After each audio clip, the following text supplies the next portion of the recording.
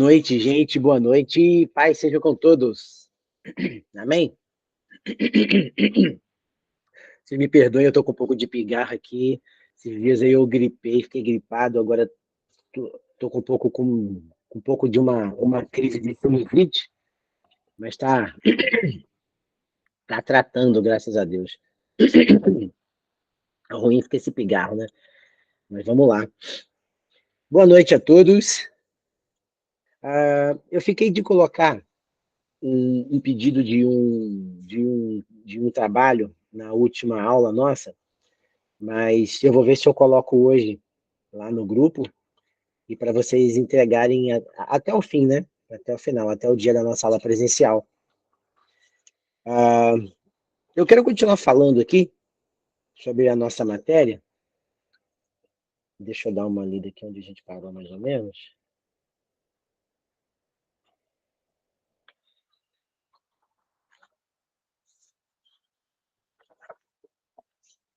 A aula de semana passada a gente vai repor, né?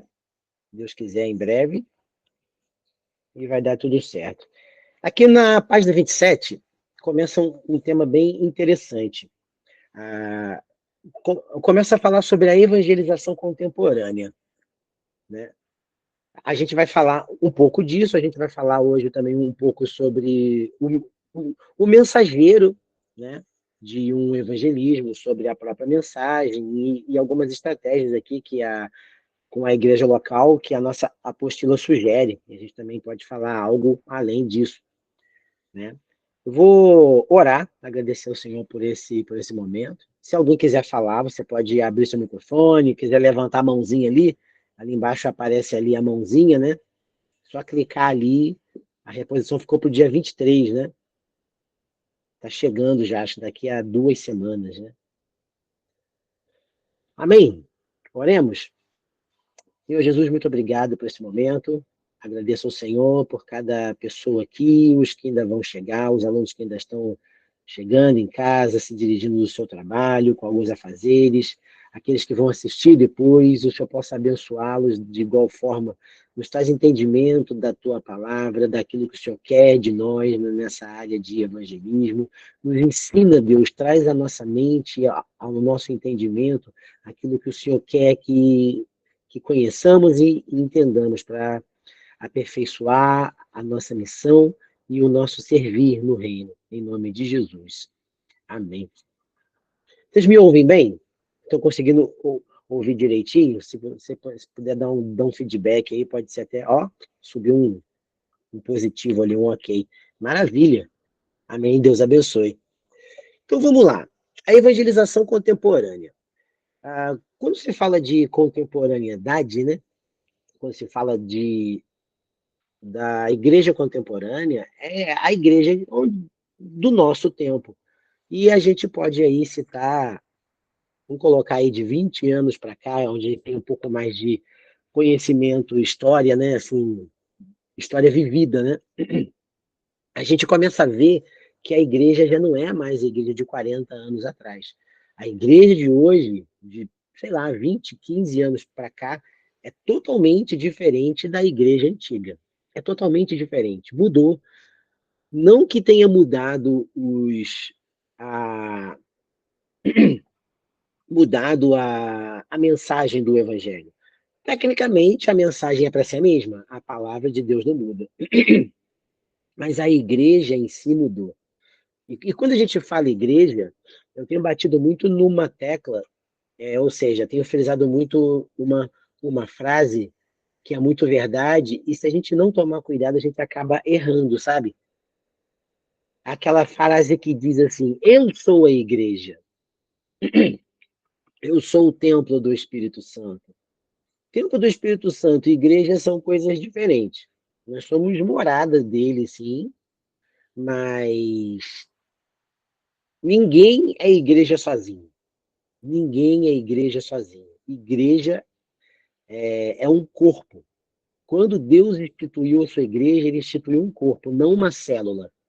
Uma célula é uma célula, não é um corpo. Um corpo é um corpo. Uma mão sozinha não é um corpo, é parte do corpo. Então, eu não sou igreja sozinho. Eu sou igreja quando eu congrego. Eu sou igreja quando eu estou junto de outros membros deste corpo. Aí eu sou igreja. Porque a gente precisa é,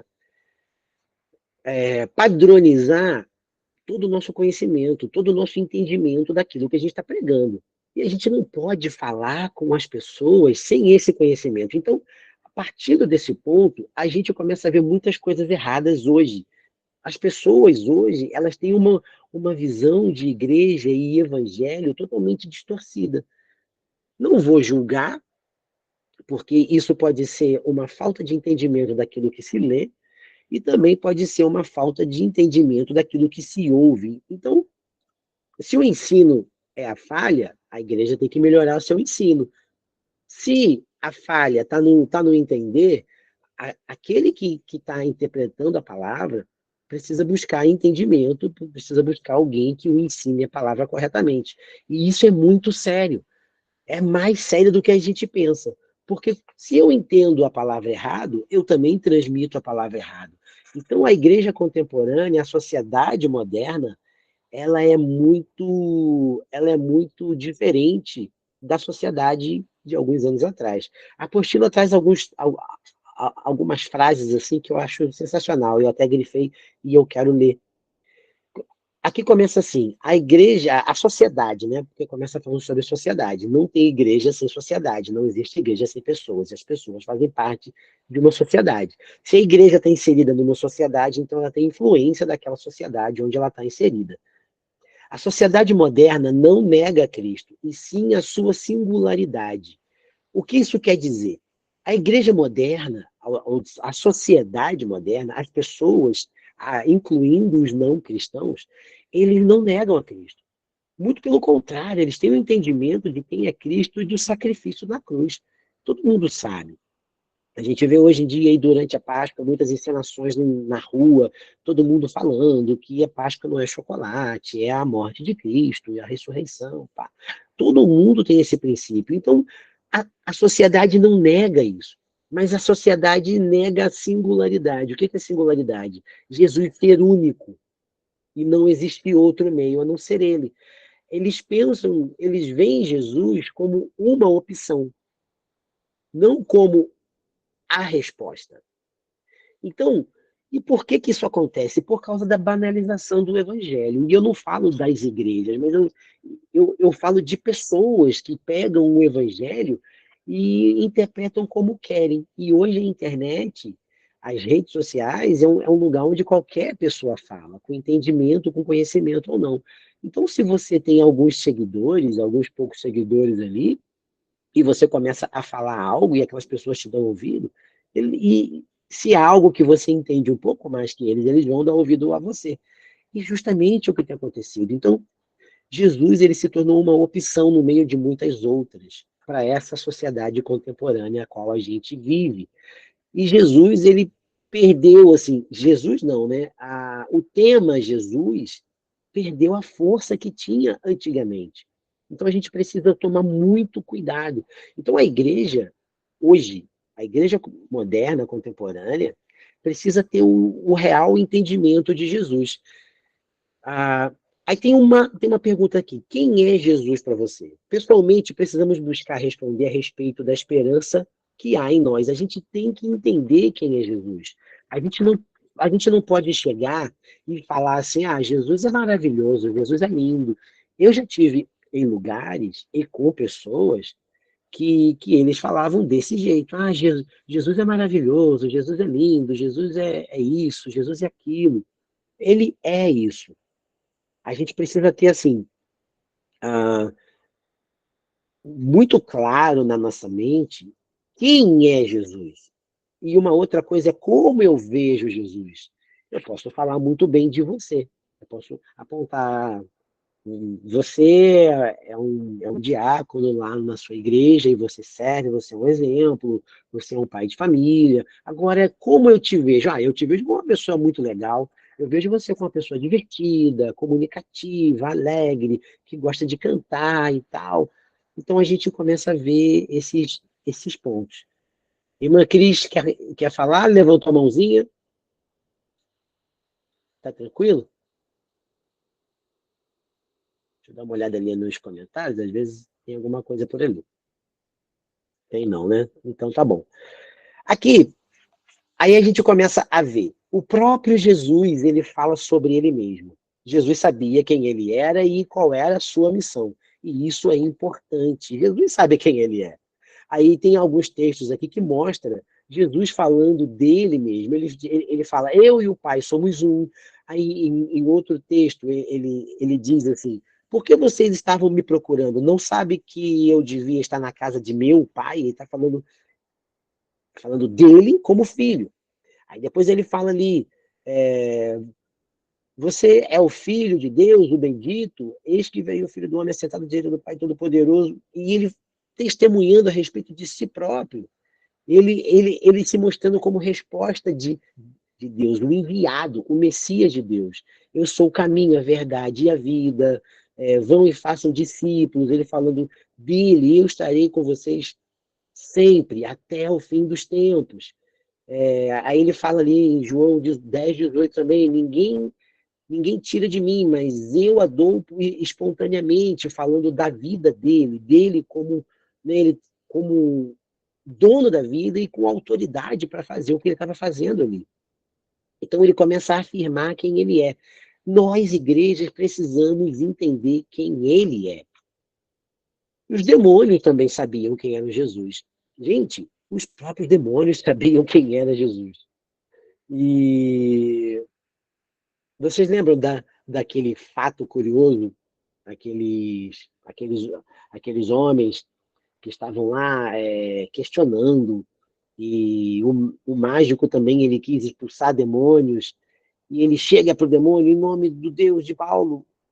Cara, dentro das nossas igrejas, muitas pessoas têm feito isso hoje, têm orado ao Deus de Abraão. E o teu Deus? Sabe? Então, isso tira o foco de Jesus e coloca foco em uma terceira pessoa, em uma outra pessoa ali. Em uma outra pessoa que não é Jesus. Tira a autoridade daquilo que você está falando, tira toda a autoridade daquilo que está sendo pregado naquele momento. Porque eu, quando falo de Jesus, se eu não tiver autoridade, e quando eu falo autoridade, não é autoridade do nome de Jesus para expulsar demônios, autoridade é, é conhecimento. Quando você fala de um assunto que você domina, a gente vê que você tem autoridade para falar sobre aquele assunto. Então, quando a gente fala de Jesus, a gente precisa ter autoridade, a gente tem que conhecer o assunto a qual a gente está falando. Evangelizar é simples. Eu preciso conhecer Jesus para falar de quem ele é, e do que ele fez e do que ele faz. Né? Isso é fundamental. Então, se os demônios sabem quem é e também testemunharam sobre ele, não que eles pregaram, mas eles, no momento em que eles eram ali questionados, eles falavam. Eles falavam. Olha aqui em Lucas 4:34. Lembra quando Jesus chega lá e aquele homem com uma legião, os demônios chegam, que queres conosco, Jesus de Nazaré? Vieste para nos destruir? Sei quem tu és, o Santo de Deus. Eles estavam ali reconhecendo quem era Jesus. Então, os próprios demônios sabem quem Jesus é e testemunham, eles falam, eles sabem o que Jesus faz. Alguns homens também confirmaram que Jesus é o Cristo. Tem alguns textos aqui chaves também, como Marcos 10:47. Está escrito assim, ó, quando ouviu que era Jesus de Nazaré, começou a gritar o quê? Filho de Davi, tem misericórdia de mim. O cego, ele começou a clamar Jesus porque ele sabia o que Jesus podia fazer e ele não só chamava Jesus, mas ele, ele mostrava que ele sabia quem era, dizendo, filho de Davi, tem misericórdia de mim. Ele não podia pedir misericórdia a qualquer outra pessoa que não tivesse poder para fazê-lo, né? Então tem aqui alguns versículos que mostram isso. O próprio Deus confirma a identidade de Jesus. O diabo, seu principal inimigo e adversário, reconheceu o poder do Filho de Deus. E homens declaram acerca de sua divindade. Se evangelizarmos nessa sociedade sem destacar estas verdades, então não estamos evangelizando. Ou seja, A evangelização, ela se dá quando Jesus é o centro. As pessoas, às vezes, têm o hábito de falar assim, vamos sair para evangelizar. E, na verdade, eles estão indo convidar pessoas para o culto à noite. Estão indo convidar as pessoas para o culto de sábado. Estão indo convidar pessoas para o culto de quarta. Isso não é evangelismo. Os grupos podem sair com folhetinho, entregar e dizer um Jesus te ama aqui, um Jesus te ama. Isso não é evangelismo. As pessoas acham que chegar e falar, olha, Jesus te ama, ele tem um plano para a sua vida. Gente, isso não é evangelismo. Evangelismo é você apresentar o plano da salvação. É você apresentar a condição humana de pecadores, a solução de Deus para o pecado do homem, que é Jesus, apresentar a nossa redenção que foi feita na cruz do Calvário, a morte e a ressurreição, e a graça. A graça, que a salvação é dada de graça. Isso é evangelizar. É você apresentar Jesus e o plano dele para salvar. Então, a gente erra muito achando que a gente saiu, fomos nos bares e nas lojas, entregamos folheto para todo mundo e evangelizamos. E traz aquela sensação de dever cumprido, mas infelizmente isso não é evangelismo. Ah, mas e se alguém aceitar, se alguém pegar um folheto e ler, porque o folheto que falou? É porque alguém está desesperado e está pedindo que os crentes se manifestem. A evangelização ela é mais do que entregar um folheto. Ela, na verdade, não é entregar o folheto, né? É como eu comentei já, o folheto é a nossa última instância. Estou indo embora, já falei, tive oportunidade ou não tive. Você entrega o material ali, didático e tal, para que a pessoa possa ler e guardar com ela. Então, a gente precisa conhecer Jesus e ele deve ser o centro. Gente, eu já vi evangelismo que o centro da conversa ali com as pessoas era o que estava acontecendo na igreja. Em uma outra cidade, em um outro estado, evangelizando as pessoas. Não, porque lá na nossa igreja você precisa conhecer e Deus está fazendo maravilhas. Deus está fazendo maravilhas, beleza. Citou Jesus, citou Deus, mas o foco era a igreja. As pessoas estavam chamando pessoas para ir para a igreja. Assim, eu entendo muito bem que, que as lideranças querem que as pessoas venham para a sua igreja, porque elas creem no trabalho que estão fazendo e confia naquele trabalho, e confia que Deus vai abençoá-las, porque estão fazendo um sério trabalho, né? As nossas campanhas, as nossas orações, nossos encontros nas igrejas, a gente sabe que Jesus salva, cura, batiza com o Espírito Santo e vai voltar lá, então a gente espera que as pessoas venham e ouçam esse mesmo evangelho. Mas quando a gente evangeliza, o foco, infelizmente, não deve ser a nossa igreja, deve ser Jesus. Por fim, a pessoa recebendo Jesus, aí assim, a gente pode encaminhá-la para a igreja. Mas não como assunto central, porque isso tira do evangelismo a objetividade que ele deveria ter. A gente tem que se preocupar com a salvação das almas, não com que elas, no final de um apelo emotivo, visitem a nossa igreja. Então a gente tem que dividir muito bem. A gente vai sair para convidar pessoas para o culto ou vamos sair para evangelizar? Então, são coisas diferentes. E a gente precisa saber separar isso, porque os dois têm um planejamento diferente. Mas aí, é errado sair para convidar pessoas para o culto? Não, você está dando uma festa, tem coisa boa, e a gente quer que as pessoas venham. É super positivo, super. Mas a gente não pode confundir isso com evangelismo.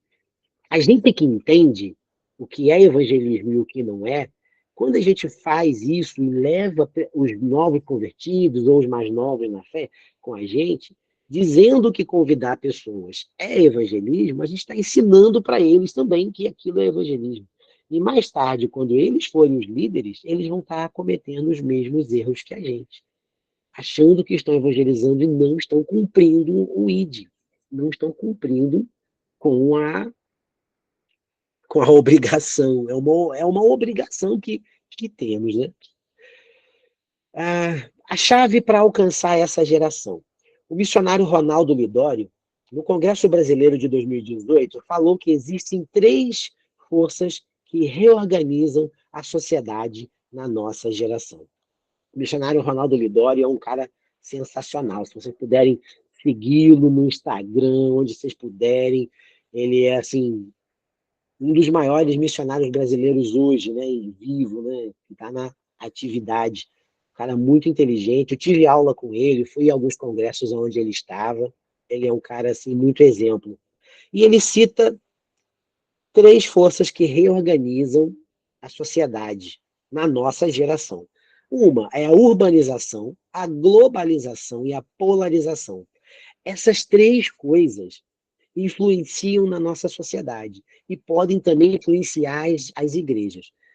Se você futuramente tiver um plano, tiver um chamado para abrir uma igreja nova, plantar uma igreja em um bairro ou uma sociedade, uma cidade diferente onde não tem uma igreja, você precisa entender muito bem isso aqui, porque a tua igreja vai ter a cara do lugar que você tá evangelizando. Vai ter a cara do lugar onde você está plantando essa igreja. Olha só, o que que é a urbanização? É quando as pessoas vivem cada vez mais em cidades. Ou seja, as pessoas estão saindo dos centros rurais, né, estão saindo das zonas rurais e vindo para as grandes cidades, por causa das oportunidades. E isso gera muita coisa. Você vai nos grandes centros urbanos e você vê muita decadência, às vezes. Isso porque muitas pessoas chegam com a ideia e com a vontade de querer crescer, melhorar, desenvolver a sua vida e acabam não alcançando os seus objetivos e ficam marginalizados. E marginalização nada mais, nada menos do que ficar à margem. Ou seja, ela não consegue se inserir no mercado que ela queria de trabalho e vive à margem, vive beirando aquilo que ela gostaria. Às vezes ela queria estar numa grande indústria, ela não consegue um emprego, fica desempregada, mas precisa trabalhar. Às vezes ela vai trabalhar como autônomo, vendendo alguma coisa na rua, numa barraquinha de rua, ela empreende, então ela fica ali sobrevivendo ali da maneira que pode, e isso vai gerando aumentando cada vez mais o número de pessoas nessa situação. Não é uma situação ruim, a gente sabe, muitas pessoas vivem assim e vivem bem. Porém, quando o número de pessoas é grande, diminui também a renda para essas pessoas.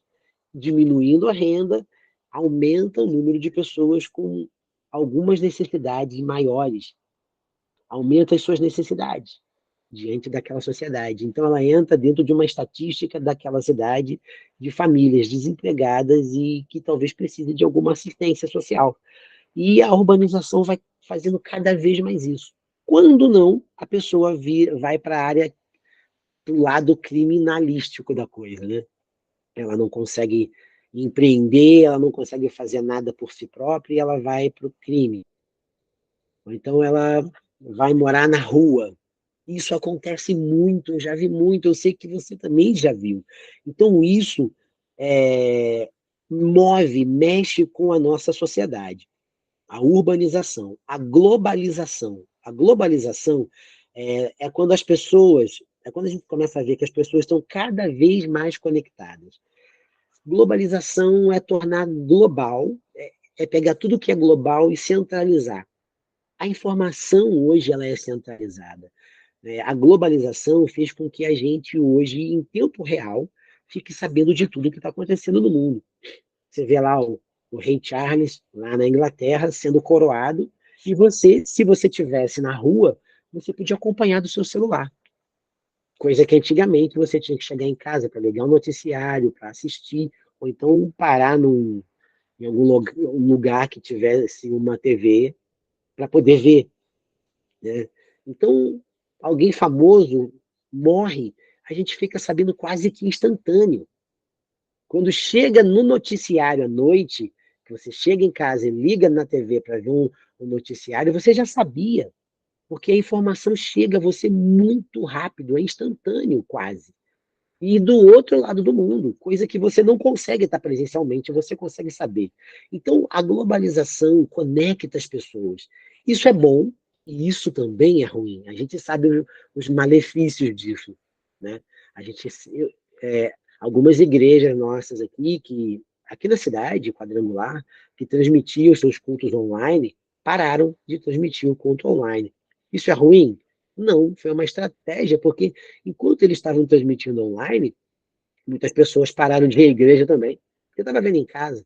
Eu estou cansado hoje, não, vou ver online. E não se levantava e não ia para a igreja. Então, a globalização, de certa forma, ela nos torna um pouco preguiçosos. Antigamente, eu lembro que quando eu preparava os meus sermões, eu pesquisava às vezes durante dias, porque eu não tinha todo o material em casa. Você tinha que ir numa biblioteca, pedir um livro emprestado, perguntar a alguém na igreja, ir anotar o que ela falava com você. Hoje não, irmão. Eu não tenho a Bíblia da linguagem tal. Você abre a internet e você acha. No celular você você baixa qualquer Bíblia de graça hoje, qualquer Bíblia. Então você consegue montar um estudo rápido em casa sozinho. As pessoas hoje estão usando a inteligência artificial para escrever livro. Mas sabe como eles escrevem um livro com a inteligência artificial? Eles pedem, eu quero um capítulo onde o protagonista faça isso e aquilo, e no final ele. E a inteligência artificial desenvolve o texto bonitinho, lindo, lindamente. Lindamente. Esses dias eu perguntei lá para a inteligência artificial assim, me dá 5 meios de que a igreja possa evangelizar um bairro onde tenha crianças carentes, isso. Ele me deu 5 métodos de evangelismo para uma igreja e eu conferi, eu li 2 vezes, eu li 3 vezes, eu li 4 vezes e estava bom. É uma inteligência artificial. Você está entendendo? Então isso muda toda a característica de uma sociedade. Então, e também a terceira força que reorganiza, que modifica uma sociedade é a polarização. Isso a gente viu recentemente. É a tendência ao radicalismo ou ao extremismo. A gente vê aí, né? Cristão de direita, cristão de esquerda, isso pode, aquilo não pode, todo mundo defende isso, odeia aquilo. Aí, ó, aí um cantor canta uma música errada na igreja e todo mundo cancela aquela pessoa, ninguém mais ouve a música daquele cantor, ninguém vai cantar mais a música dele. A igreja começou a tomar essa forma também, porque a nossa sociedade está totalmente influenciada com isso. Hoje, sabe o que eu vejo? Eu que toco e canto na igreja, quando a gente pega uma música nova hoje e começa a cantar na igreja, dificilmente a gente canta ela de novo. Dificilmente. Pode até ser que cante. Sabe por quê? Porque tem um monte de música nova, sempre saindo música nova, então a gente acaba não tendo mais aquela raiz, a gente acaba perdendo um pouco da nossa identidade, porque tem assunto novo o tempo todo, as músicas novas, e as músicas evangélicas também estão seguindo tendência musical, não bíblica. Agora é worship, mas agora a gente não fala sobre paixão, a gente fala sobre Bíblia, fala sobre isso, sobre aquilo. Então está todo mundo seguindo esse meio. A, as músicas estão sendo feitas assim comercialmente. Dificilmente as bandas hoje fazem um CD completo, eles fazem o que chama de EP, né? Lançam uma música e se der certo, eles vão lançando outra, depois outra, depois outra. E a igreja acaba perdendo toda a referência. Perde a referência, dificilmente cantam aquelas músicas mais antigas que traziam a presença de Deus e tal. Então, isso tudo influencia. E foi isso que ele quis dizer, o Ronaldo Lidório, quando ele falou que essas 3 forças reorganizam a sociedade. Uma sociedade modificada, uma igreja modificada. Uma sociedade pensando diferente, uma igreja pensando diferente também.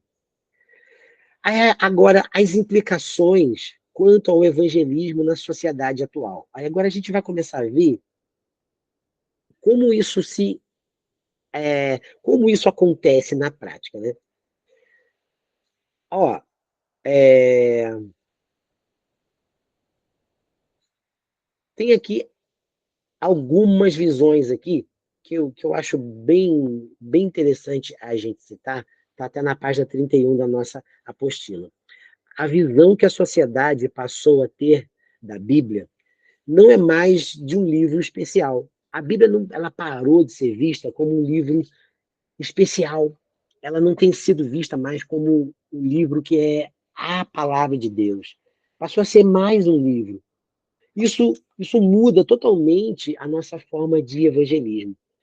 Isso é muito interessante porque tudo, aqueles três itens, aquelas três forças que reorganizam uma sociedade, influenciaram totalmente nisso.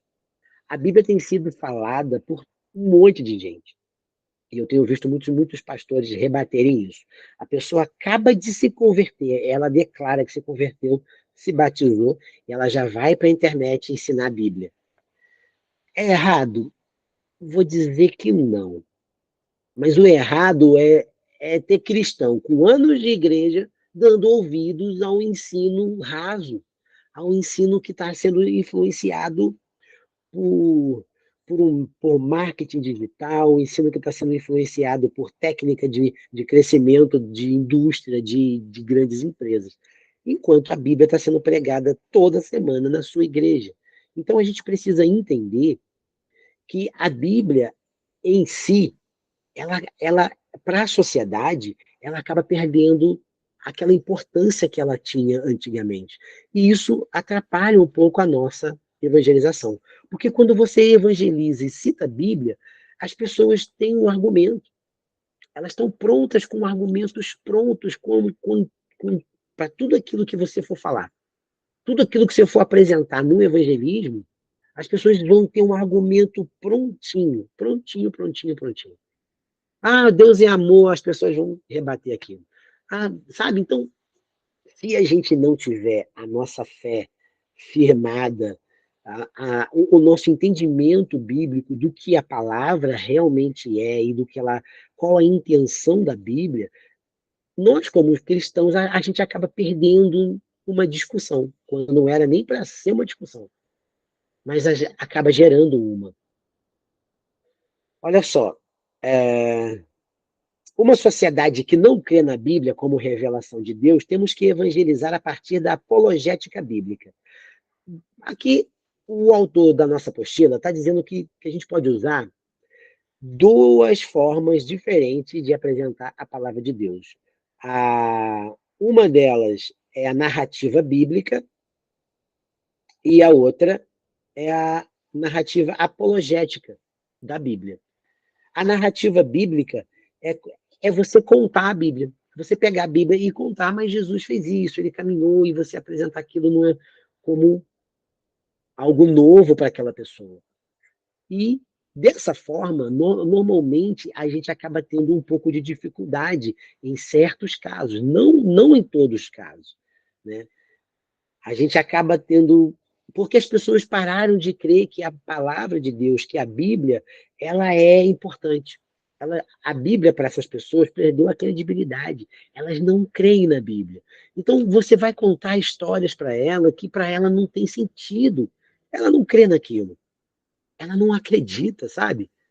Aí, e como funciona a narrativa apologética? A narrativa apologética, tá? E olha só que interessante, olha. Falamos usando as mesmas histórias na narrativa apologética, os mesmos contextos do mesmo jeito, mas nós confrontamos o que a Bíblia diz com a verdade, seja acadêmica, mística, intelectual, pessoal, relacional, qualquer verdade que a pessoa crê. Por isso que é bom um diálogo durante um momento de evangelismo, porque você ouve a pessoa, você passa a entender naquilo que ela crê, você pega as verdades que ela crê e confronta a Bíblia.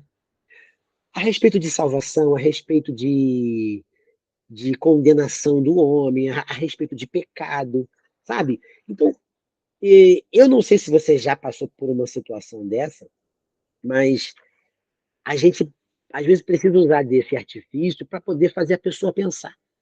Porque a própria Bíblia ela vai responder essas questões, dessas crenças. Eu não estou falando especificamente de religião, mas esses conceitos intelectuais ou acadêmicos, os conceitos pessoais, as pessoas, por exemplo, elas, elas chegam e falam assim, mas por que eu vou crer em Deus se eu não peco, se eu não cometo erro nenhum? Aí o que a Bíblia fala sobre pecado? O que é pecado? A Bíblia vai explicar o que é pecado. Então você pega o que ela crê e usa a Bíblia, confronta uma verdade com a outra. A verdade da que aquela pessoa crê e a verdade bíblica. Então a Bíblia vai sempre rebater isso. E há uma forma da gente poder alcançar as pessoas e fazer com que elas entendam a palavra de Deus e vejam que a Bíblia é verdade. Sobre o pecado, olha esse segundo ponto aqui, ó.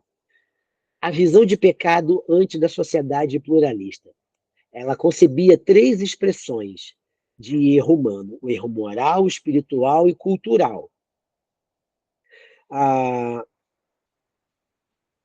com a influência pluralista pós-moderna, a sociedade atual aceita apenas o erro moral, ou seja, assassinato é errado, roubar dinheiro é errado, o erro moral ainda é aceito na sociedade, mas o erro espiritual não. É aquilo que eu estava falando. As pessoas falam, mas eu não roubo, eu não mato, eu não minto, mas e o erro moral? E o pecado moral? As pessoas, elas não acreditam mais no pecado, sabe? Então, a visão de pecado para a nossa sociedade mudou. Então, a gente precisa contextualizar o evangelho com o próprio evangelho para essa sociedade contemporânea. Contextualizar é nada mais, nada menos do que falar a mesma linguagem, usar a mesma linguagem. Para isso, a gente precisa entender. Infelizmente, muitos cristãos, no momento de evangelismo, eles chegam e querem impor uma verdade que eles creem. Eles não ouvem, eles não pensam antes de evangelizar. Às vezes a gente já vem, e quando eu digo a gente, entenda como todos nós cristãos de todas as denominações diversas que existem, a gente chega para evangelizar com um pouco de nariz em pé, ou achando que estamos bem vestidos, sabe? E, e um pouco de ar de superioridade.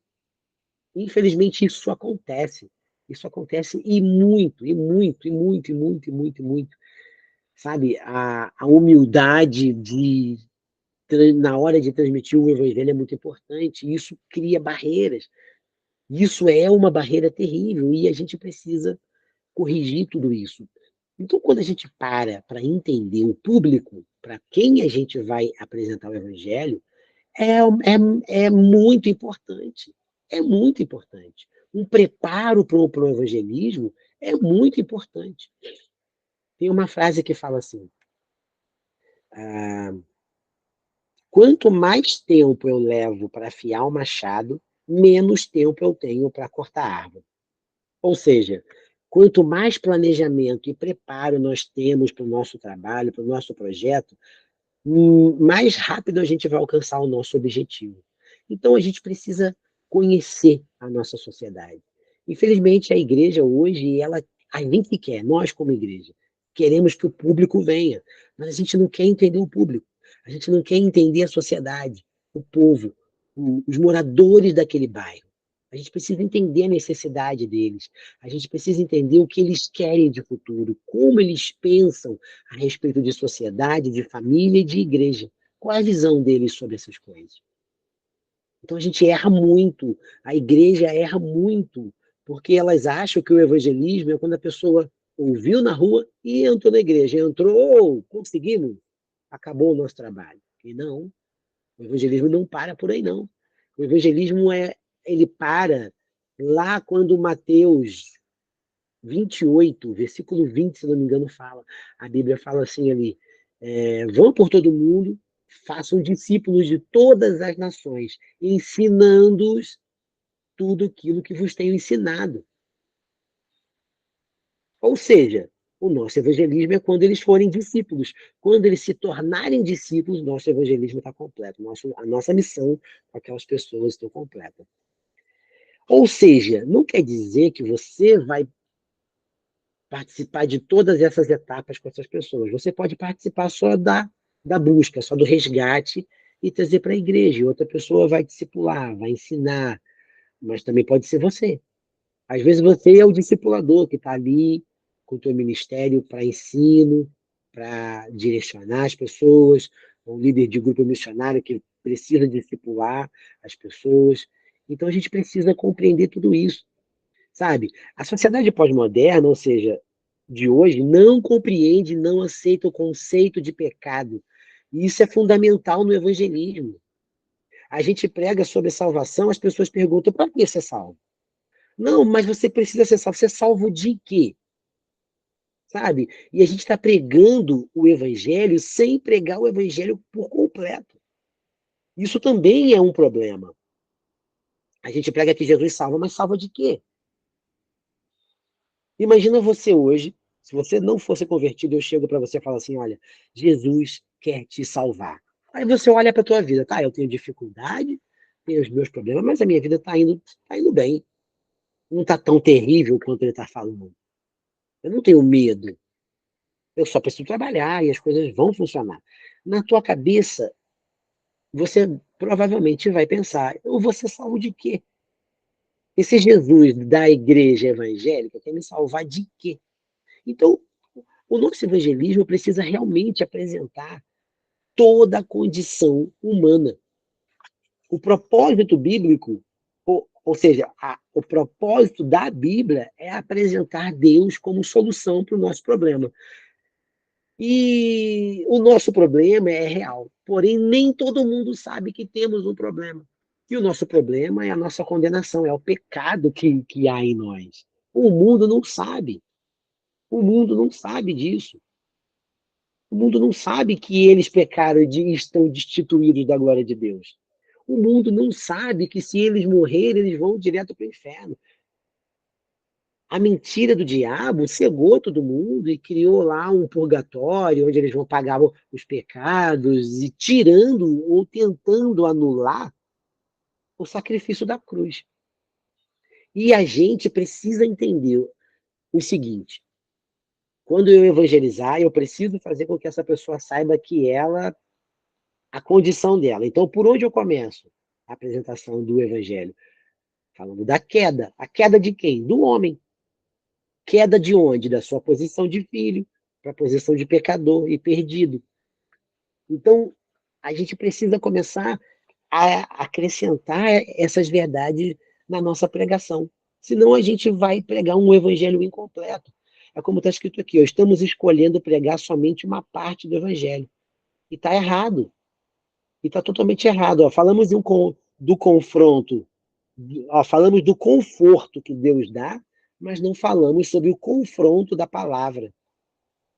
O confronto, porque a palavra precisa confrontar o pecado, precisa confrontar as atitudes erradas. Então, se a nossa ação de evangelismo não está confrontando, está errado. Não está apontando o erro, que precisa fazer isso.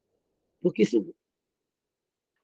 o evangelho pela metade não é evangelho, é só uma história.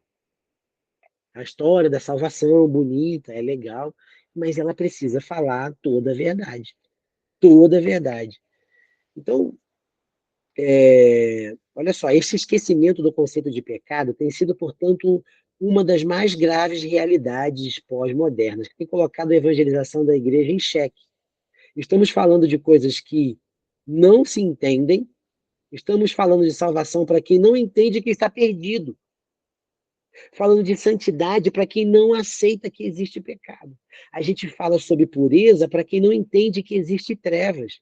Então a gente precisa pregar melhor o evangelho. O evangelho tem sido pregado de uma forma errada.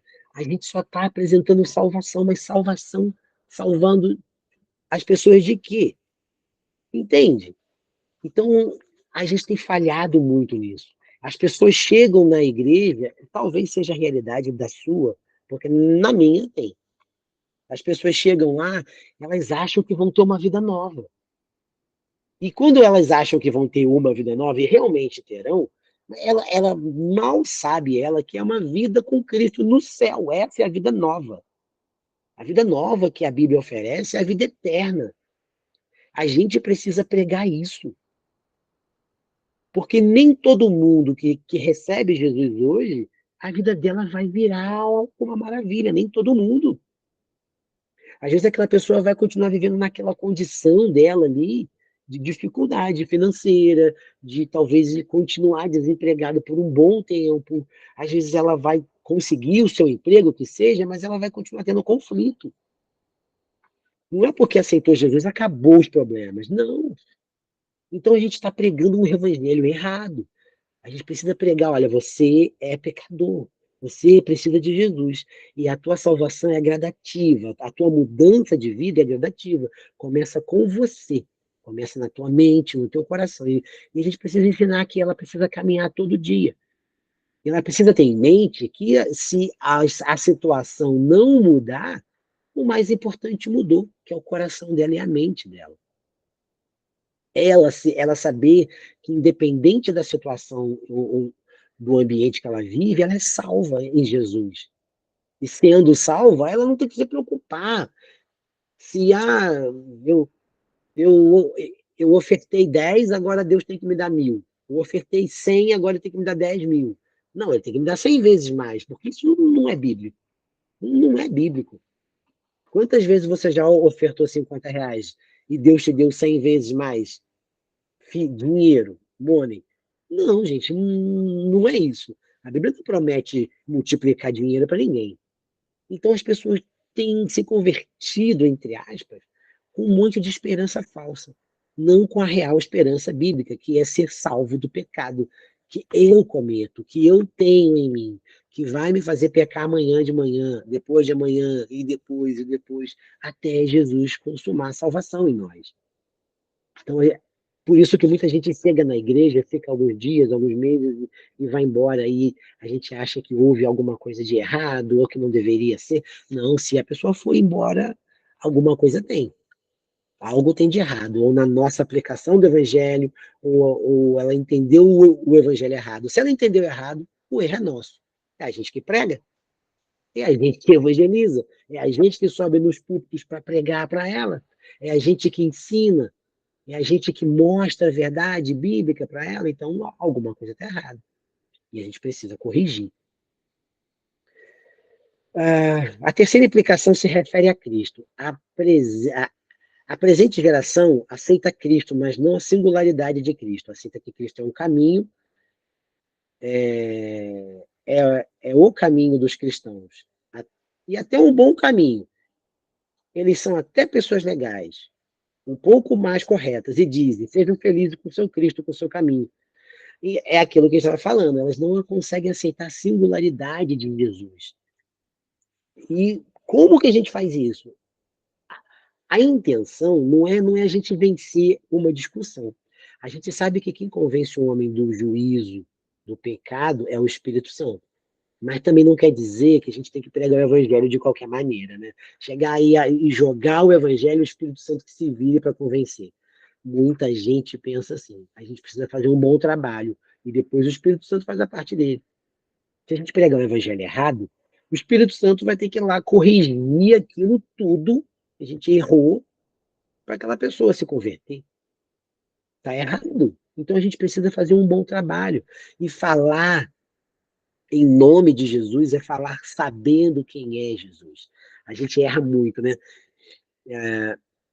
A Bíblia fala assim: tudo que pedires em meu nome, crendo, receberão. A gente pensa que é só dobrar o joelho e falar em nome de Jesus eu quero.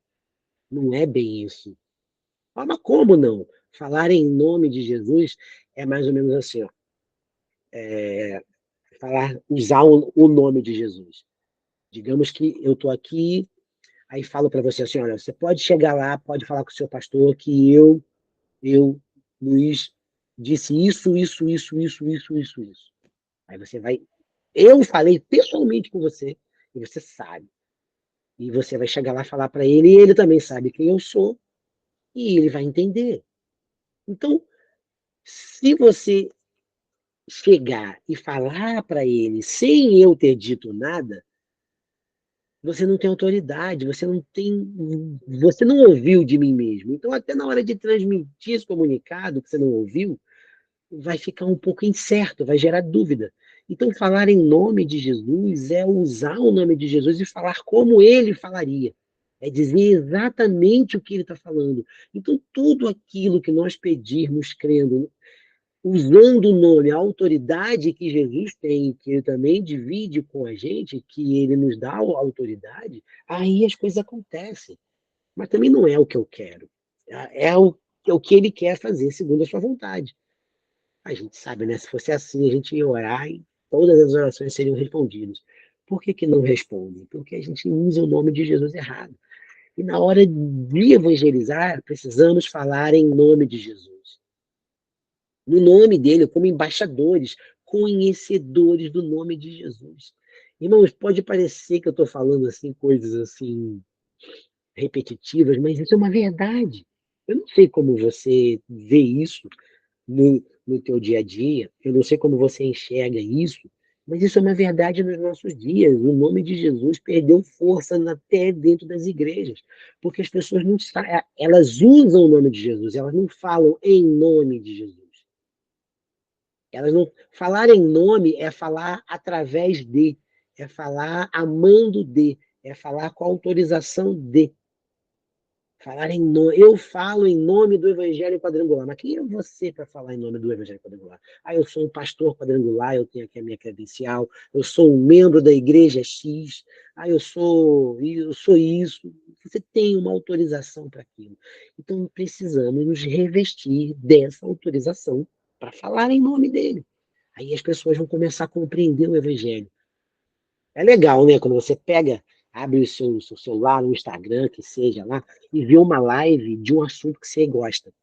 E quando aquela pessoa fala bem sobre aquilo e traz um esclarecimento bem legal sobre aquele assunto, se torna uma live legal de ver, bacana, você vê pontos diferentes, exemplos diferentes, e é bem bacana. Durante a pandemia eu vi muitas lives boas, de pessoas que falavam muito bem sobre determinados assuntos. E a gente precisa preparar o nosso evangelismo da mesma forma, com conhecimento e autoridade, para as pessoas terem prazer de te ouvir. Não é o teu jeito de falar, não é como você fala, é o que você fala. Isso é a parte mais importante do evangelismo. Tem aqui, ó, 3 pontos audaciosos para tornar o nosso evangelismo eficaz: oração, santidade e pregação da palavra. Isso aqui é muito importante, muito importante. Paulo diz: pregue a palavra, não pregue teus sonhos, pregue a palavra, não o teu projeto, pregue a palavra, não a tua igreja, pregue a palavra, não a marca da tua igreja. Pregue a palavra, não o teu culto, não os teus eventos, é para pregar a palavra de Deus. Ou seja, muita gente se perde na hora dos evangelismos e entra em assuntos que não deveriam. Não é que não deveriam, a gente pode conversar sobre qualquer assunto na hora de um evangelismo. Às vezes a gente usa alguns métodos para evangelizar, de puxar um assunto, começar um papo legal, mas a gente não pode perder o foco é Jesus, o foco é o plano da salvação, o plano de Deus para salvar a humanidade. Esse sempre deve ser o foco, tá? Uma coisa interessante que eu vi aqui na nossa apostila é isso aqui, ó. E o Evangelho é o próprio Senhor Jesus em 2 dimensões, segundo o que Paulo diz em Romanos. O Evangelho é quem Jesus é e o que ele fez por nós. Gente, a gente precisa apresentar o Evangelho dessa forma. Isso é bem bacana, que faz com que a gente entenda como apresentar. A gente precisa mostrar quem Jesus é e o que ele fez por nós. Não o que ele fez por nós na minha casa. Tudo bem, é um testemunho pessoal do que ele fez na sua casa, mas ele fez por você, não por nós. Na hora de um evangelismo, o importante é mostrar o que ele fez por nós, como ponto principal da nossa pregação, tá? Como ponto principal. Vamos lá, agora falar sobre o mensageiro e a mensagem, né? Um exemplo de mensageiro é o apóstolo Paulo. Seu amor pelos judeus impediu que eles os ignorassem por ter rejeitado a Cristo. Isso está falando aqui que Paulo ele amava tanto o povo judeu que ele entendia o evangelho, ele e ele por amar o povo também ele conseguiu contextualizar todo o evangelho dentro da cultura, porque ele veio para os judeus, né? Então tinha toda a cultura própria. E Paulo também ele conseguiu sair dali e pregar o evangelho fora dali. Esse texto aqui tem uma frase bacana aqui que Paulo usava como base. Olha, Paulo, após experimentar pessoalmente o poder do evangelho, conseguiu discernir o coração de Deus por meio do profeta Isaías, onde ele cita em Romanos 10, 14 e 15. Paulo cita assim: Como, pois, invocarão aquele em quem não creram? E como crerão naquele de quem não ouviram falar? E como ouvirão se não houver quem pregue? E como pregarão se não forem enviados? Como está escrito, como são belos os pés dos que anunciam as boas novas. Paulo ele começou a pregar o evangelho depois que ele experimentou pessoalmente o poder do evangelho. Todo mundo sabe a história de Saulo, Paulo, como ele se converteu, o que Deus fez para mostrar para ele, o encontro dele com Jesus marcou a vida dele, mudou toda a vida dele. E a experiência pessoal do pregador é importante na hora do nosso evangelismo. A gente precisa ter a nossa vivência, a minha vivência com Jesus, que vai me dar autoridade para falar dele. Como eu vou falar de quem eu não conheço, né? Isso você já está bem, bem ligado de como deve funcionar. Né? Você não vai me oferecer algo e dizer que é gostoso, sendo que você nem pôs na boca para provar. Né? Então é mais ou menos isso. Então, o mensageiro, ou seja, aquele que vai evangelizar, precisa ter algumas características segundo a visão de Deus. Uma delas é a experiência pessoal com Cristo. A gente precisa ter uma experiência pessoal com Cristo. É mais ou menos o que eu estava falando. Muita gente tem se convertido e já vai direto para as redes sociais testemunhar. Beleza. Está testemunhando do que Deus fez, do seu encontro com Jesus. Isso gera interesse, talvez, ou dúvida em muitas pessoas. E muitas pessoas também vão ficar curiosas. Por quê? Como? Vão querer entender. Isso pode gerar uma atração também por aquilo que aconteceu. Porém, isso não é tudo. A gente precisa continuar a conhecer Jesus, a provar dele, para a nossa pregação ser eficaz. Um outro ponto, consciente de que a graça deve alcançar a todos. Isso aqui é muito sério. É muito sério.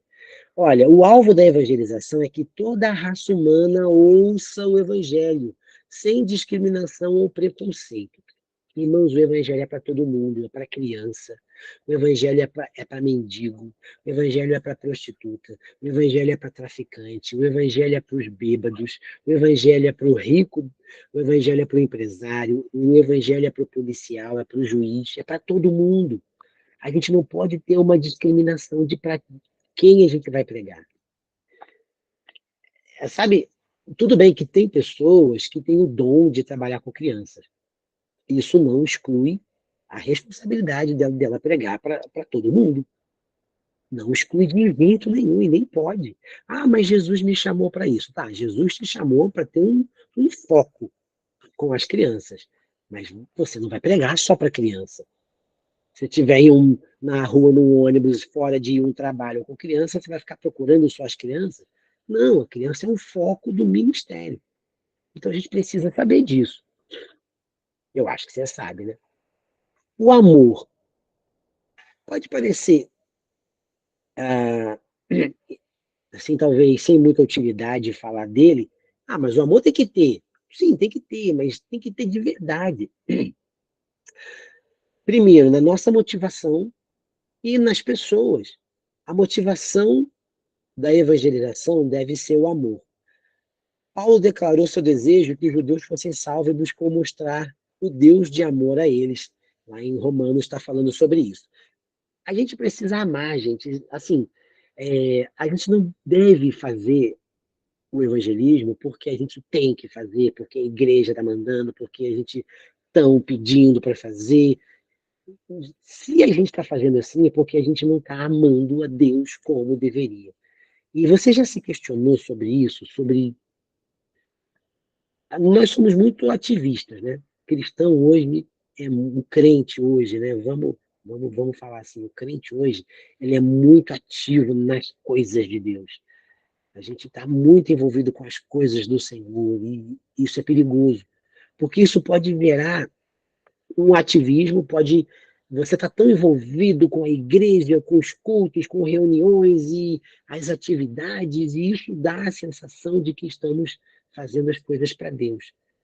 E não é bem assim. A gente deve fazer por amor. A motivação deve ser o amor. Às vezes a gente quer crescer no ministério, galgar posições, então a gente quer fazer, a gente quer trabalhar com a nossa liderança, quer ser útil. Isso é muito justo. Mas mesmo assim, a nossa motivação tem que ser o amor a Deus.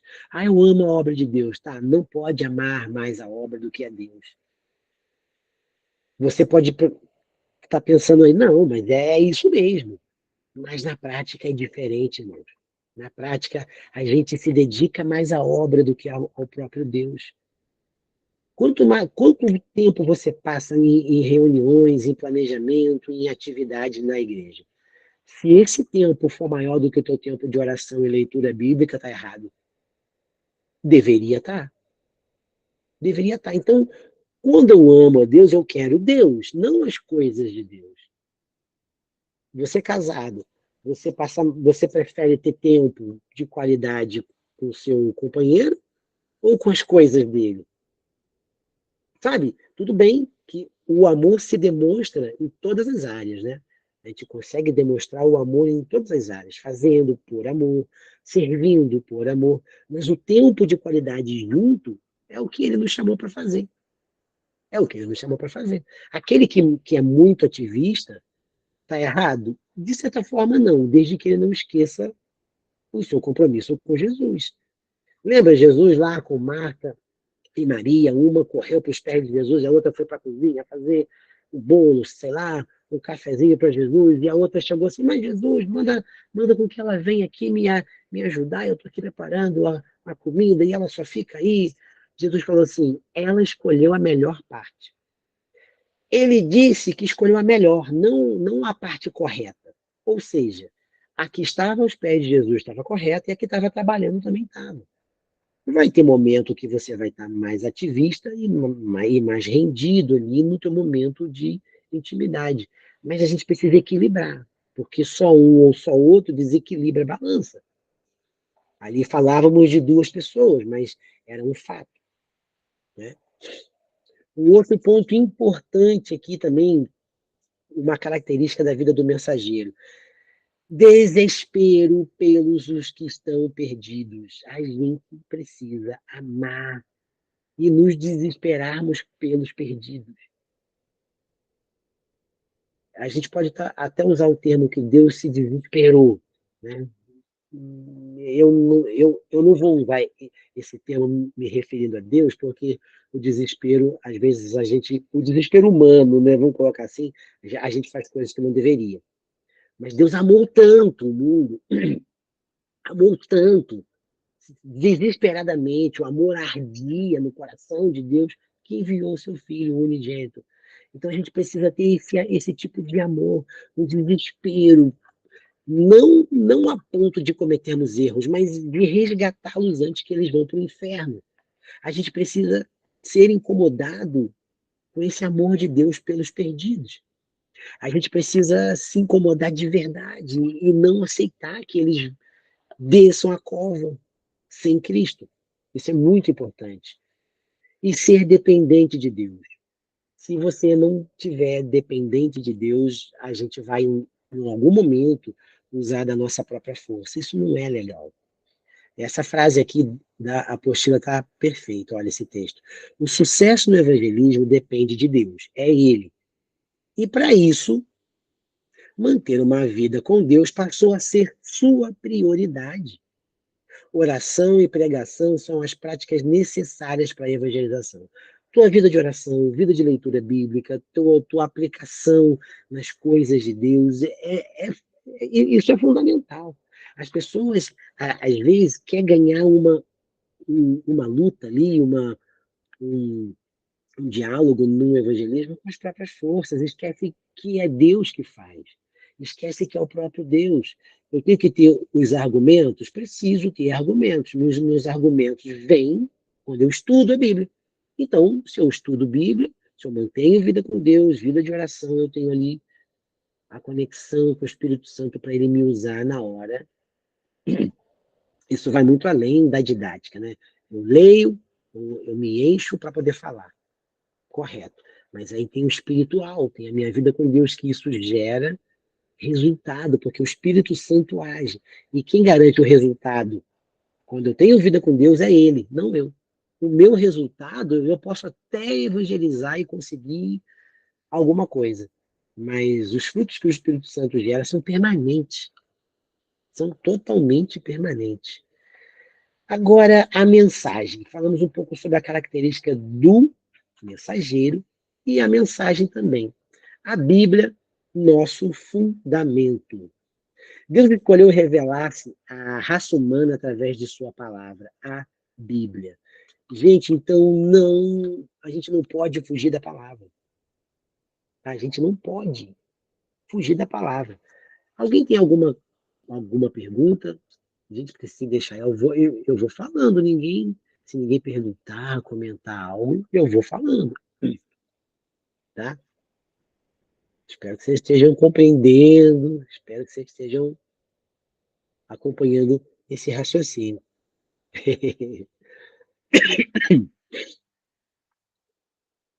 A gente precisa ter em mente que a Bíblia é o centro. As Escrituras indicam que Deus planejou que o testemunho de Jesus Cristo fosse dado para todos os habitantes da Terra. Na verdade, este plano fornece o tema ao redor do qual a Bíblia é organizada. Ou seja, Deus arquitetou toda a ideia, o plano da salvação. Nada pega Deus de surpresa. Nem o pecado de Adão e Eva pegou Deus de surpresa. Imagina Deus, cadê Adão? Ih, ele comeu do fruto. Não, Deus já sabia, gente. Deus já sabia, então ele planejou, estava tudo planejado. Tudo planejado. Ou seja, o plano de Deus foi traçado e ele nos comunicou sobre isso. Ele nos fala a respeito disso. E ele usou a Bíblia para isso. A sua palavra é a sua comunicação com a gente. E baseado nela, a gente consegue transmitir tudo isso para as pessoas. Então, entender a palavra, a mensagem é essencial. E justamente essa é a palavra, essência. O evangelho precisa ser a nossa essência. Ah, olha só o que a carta de Paulo fala ali, né? A carta de Paulo em Efésios nos traz uma das exposições mais claras do evangelho de Cristo, do poder deste evangelho em nós. Ah, olha o que Paulo fala aqui também em Romanos. Aqui está o texto de Romanos 1, 16, 17. Não me vergonho do evangelho, porque é o poder de Deus para a salvação de todo aquele que crê. Poder de Deus para a salvação de todo aquele que crê. O evangelho é o poder de Deus. Então, para eu ter resultado nas minhas ações evangelísticas, eu preciso usar o evangelho. Ele precisa ser essência. Quando eu apresento o evangelho da forma correta que ele é o poder de Deus para a salvação. Então, a salvação vai acontecer. Ela acontece porque ele é o poder e não nós. A essência tem que ser o evangelho, não a nossa denominação. Então a gente não pode pregar que Jesus salva, batiza com o Espírito Santo, cura e em breve voltará? Podemos, dentro do contexto bíblico, dentro do contexto do plano da salvação. A gente não pode só chegar e falar, ele salva, cura, batiza e em breve voltará. Não, isso não é o evangelho completo. Mas a gente prega o evangelho completo. Sim, vamos lá, salvação. Por que o homem precisa ser salvo? Isso leva a gente lá no início, lá na queda, não leva? Então a gente volta para o contexto bíblico.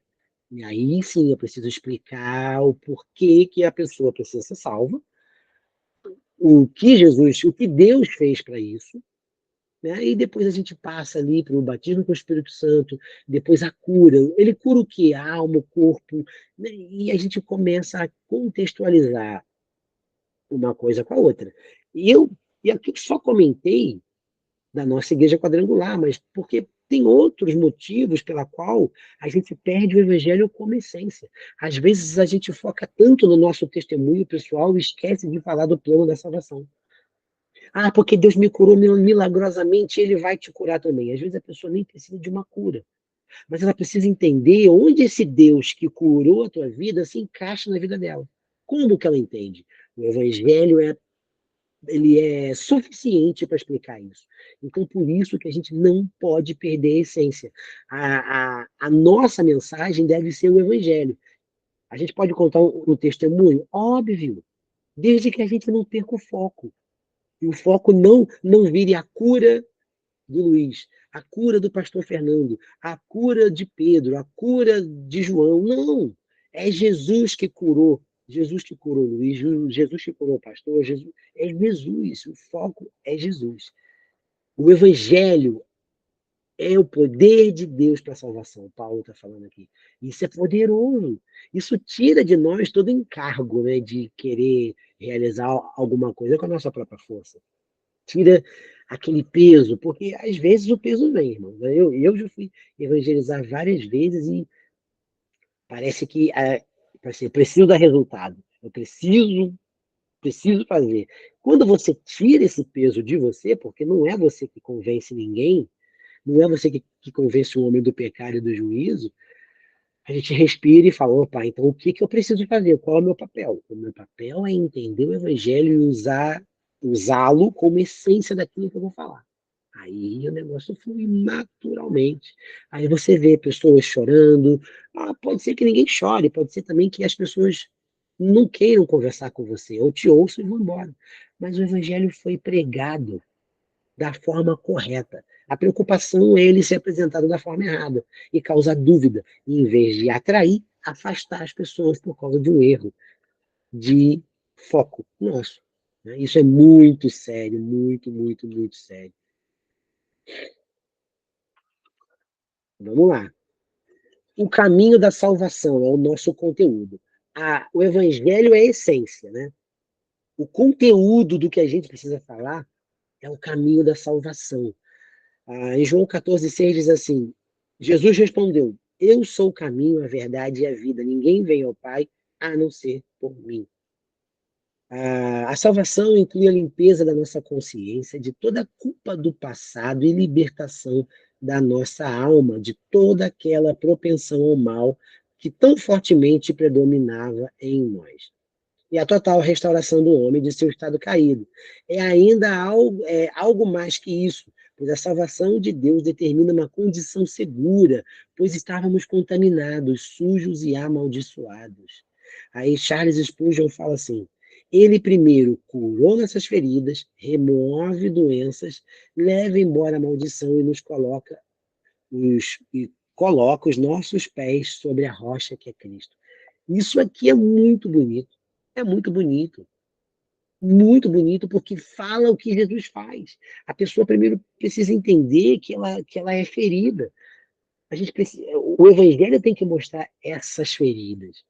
Às vezes não são feridas físicas, são feridas emocionais, são feridas da alma, são feridas culturais, feridas do pecado. E nós somos marcados pelo pecado.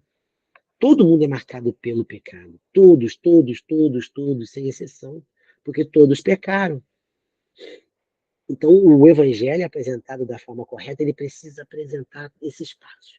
A condição, o Cristo que cura e limpa, o Cristo que remove o mal, o Cristo que leva embora a maldição do pecado e que nos coloca sobre uma rocha que é Cristo. O conteúdo evangelístico para seguir esse caminho da salvação, a nossa apostila nos mostra aqui 4 pontos principais que a gente pode abordar na nossa pregação. O amor de Deus. O amor incondicional de Deus. Incondicional porque Deus não tem condições para te amar. Ou seja, se ele não teve condições para me amar, não vai ter condições para amar ninguém. O perdido para qual a gente vai pregar também. Ele precisa entender que Deus, ele entendeu que ele é pecador, a condição de pecado dele, miserável, miserável mesmo, a Bíblia fala. E depois ele precisa entender que Deus nos ama tanto, incondicionalmente. Então, o amor incondicional de Deus tem que ser um dos pontos da nossa pregação. Parece muita coisa, né? Mas se a gente organizar tudo, está dentro do mesmo assunto. A gente só está entendendo os pontos que a gente tem que atingir. Segundo ponto, santidade de Deus. Como que se apresenta a santidade?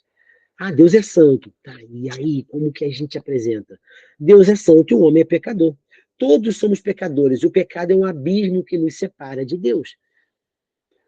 Isaías fala isso lá, né? Eu gosto muito, se eu não me engano, é o 59. Fala assim: eis que as mãos do Senhor não estão encolhidas, que não possa abençoar, nem os seus ouvidos tapados, para que não possa ouvir oração deste lugar. Mas os vossos pecados fazem separação entre vocês e o vosso Deus, e ele não os ouvirá. Cara, os nossos pecados é o abismo. E Deus é santo, e Deus não se contamina com o nosso pecado. É a única forma de chegarmos a Deus é limpando os pecados. Quem limpa? O sangue de Jesus. Então a santidade de Deus precisa ser apresentada. E Deus, sendo apresentado como necessidade, a gente precisa apresentar a santidade dele. E o que ele fez para nos aproximar dele. E o que ele fez, porque ele agiu. Aí aqui tá, tem alguns versículos aqui interessantes na nossa apostila, ó. Somente por meio de Jesus Cristo, o Santo Cordeiro de Deus que tira o pecado do mundo, João 1:29. Como está escrito também, não há nenhum justo, nenhum sequer, Romanos. Sejam santos, porque eu sou santo, 1 Pedro 1:16. A gente começa a ver que Deus é santo e para apresentar a santidade, a gente precisa apresentar o oposto também. O oposto é o nosso pecado. O oposto à santidade de Deus somos nós. Nós somos oposição a Deus. O nosso pecado nos afasta. Somos o outro lado da moeda. Ou seja, é o interesse de Deus nos resgatar por amor. Terceiro ponto que deve conter, está no nosso conteúdo lá da nossa pregação. Jesus como solução para o pecado. Né? A gente falou sobre o amor de Deus, Deus nos amou e enviou Jesus, tá? Aí fala da santidade de Deus, a oposição em oposição aos nossos pecados, nossa condição de pecadores. Deus não se mistura, Deus não toca no pecado. E a solução para aproximar o homem de Deus é Jesus. Então a gente precisa apresentar Jesus como a solução, como o sangue de Jesus que tira o pecado do mundo. Bonito é isso aqui, ó. E cancelou a escrita de dívida, ou seja, cancelou toda a dívida que consistia em ordenanças e que nos era contrária. Ele a removeu pregando na cruz, Colossenses 2:14. E Marcos 1:15 traz ali a mensagem bem clara, né? O tempo é chegado, o reino de Deus está próximo. Arrependam-se e creiam no Evangelho. Isso é poderoso demais. Jesus chegou para fazer tudo isso. E, por fim, o conteúdo da nossa mensagem deve ter a necessidade de receber a Cristo como Senhor e Salvador. Somente saber que Jesus salva e tira o homem dessa condição não é suficiente. Eles precisam entender que precisam receber, aceitar o sacrifício de Jesus. O homem precisa reconhecer. Se você confessar com sua boca que Jesus Cristo é o Senhor e crer de todo o seu coração que Deus o ressuscitou dentre os mortos, você será salvo, porque com o coração se crê para a justiça e com a boca se confessa para a salvação. Quando a pessoa crê para a justiça é o quê? É Deus agindo segundo a sua palavra. A justiça de Deus contra o pecado manda o homem para o inferno. Agora, a justiça de Deus a favor do homem, pelo sangue de Jesus, justifica o homem e torna o homem apto. Vocês conseguem compreender isso? O que é, como funciona a justiça de Deus? Eu acho que dessa forma fica mais fácil da gente entender. A justiça de Deus contra o pecado manda o homem pecador para o inferno. Agora, a justiça de Deus a favor do pecador, que é o sangue de Cristo, tira o pecado do homem. Tira o pecado, não manda o homem para o inferno, justifica o homem, torna o homem justo. Então, isso faz com que a gente entenda que é através de Jesus. E quando o homem crê, ele crê para a justiça. Ó, poxa, um coração se crê para a justiça. Eu creio que Jesus morreu na cruz para me salvar. Através dessa atitude de crer com o coração, Deus me justifica. E eu preciso confessar com os meus lábios para ser salvo. É o que a Bíblia está dizendo aqui. E com a boca se confessa para a salvação. Eu preciso confessar isso. Eu preciso declarar isso. Eu preciso dizer que Jesus é o Senhor. É só isso. É só isso. E outro que eu gosto muito, João 1,12. Contudo, aos que receberam, aos que creram no seu nome, deu-lhes o direito de se tornarem filhos de Deus. Em outra tradução, né, diz, mas a todos quantos o receberam, deu-lhes o poder de serem feitos filhos de Deus, aos que creem no seu nome. Isso é poderoso demais e as pessoas precisam confessar Jesus. Um evangelismo, para você chegar no final e falar, eu evangelizei, você precisa passar por toda essa etapa. Apresentar a condição de pecador, o amor de Deus, o pecado que nos separa de Deus, a solução de Deus para o pecado, que é Jesus, e levar a pessoa a confessar. E se ela não quiser confessar? Acabou o evangelismo também. Acabou ali. Sabe por quê? Porque não nos compete salvar. Não nos compete escolher pela pessoa, é ela que escolhe. Ela pode até falar de boca na hora ali, mas Deus sabe, conhece o coração de cada um. Aí é com o Espírito Santo. A gente não pode forçar, não, mas você precisa. A gente pode usar os nossos argumentos. Podemos, mas eles não vão servir se a pessoa não confessar positivamente. Ela pode confessar negativamente. E que culpa eu tenho nisso? Nenhuma. Você cumpriu o papel de evangelizar. Nem todo mundo vai receber Jesus. Nem todo mundo vai aceitar o sacrifício de Cristo na cruz. Muitos vão ouvir e não vão se render. Mas aquele que crê e confessar e se batizar será salvo. Quem não crê já está condenado. Simples assim. O nosso testemunho de vida é o veículo. Só para lembrar, a Bíblia é o fundamento, o Evangelho a essência, tá? A salvação é o conteúdo e o testemunho é o veículo. Como que eu levo isso às pessoas? Testemunhando. Eu testemunho, e no meu testemunho vai embutido tudo isso. Eu preciso apresentar.